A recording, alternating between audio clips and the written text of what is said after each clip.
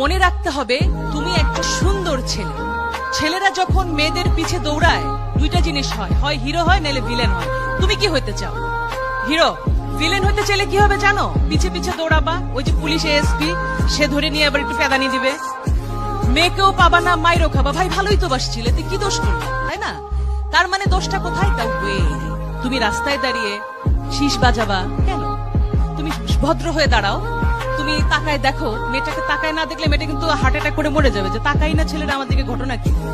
কিন্তু সেই দৃষ্টি থাকবে সৌজন্যমূলক, সুন্দর। সুতরাং ছেলে এবং মেয়ে মিলে সুন্দর পৃথিবী গড়তে হলে তোমাদের জানতে হবে ছেলে অনেক ভালো, মেয়েরা অনেক ভালো। সুতরাং দুজন মিলে একটা সুন্দর পৃথিবী হবে। নিজের শরীরকে যত্ন নিতে হবে দুটি কারণে, নিজে সুস্থ হয়ে গড়ে ওঠা, নিজের যত্ন নেবে, তাহলে কি হবে অনাগত যে বাচ্চাটা আসবে সেটাকে মনে রাখতে হবে একটা মেয়ের পেটে একটা বাচ্চা মানে সে মেয়েটি মা হচ্ছে আর ছেলেটি বাবা হচ্ছে আর তাদের বাবা মারা নানি দাদি হচ্ছে। এটাই স্টোরি না, আসল গল্প হচ্ছে সেই শিশুটি বাংলাদেশের নাগরিক হয়ে জন্মাচ্ছে। আমার প্রশ্ন, কোন ছেলেটি একটা মেয়ের ওন্না ধরে টান দেয়?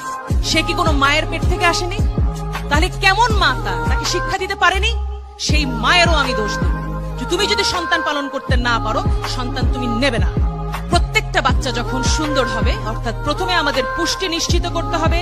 পুষ্টি নিশ্চিত করবার পর কি হবে? আমাদের শারীরিক গঠন হবে, মানসিক গঠন হবে, লেখাপড়া শিখবো আমরা, আমাদের সন্তান যে আসবে সেও হবে সুস্বাস্থ্য বলিয়ার। আর বাংলাদেশ তখন কি হবে?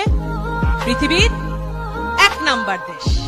গোদাগাড়ির জন্য অনেক অনেক ভালোবাসা, আদর, স্নেহ, সম্মান, মমতা জানিয়ে আমি আমার বক্তব্য শেষ করছি।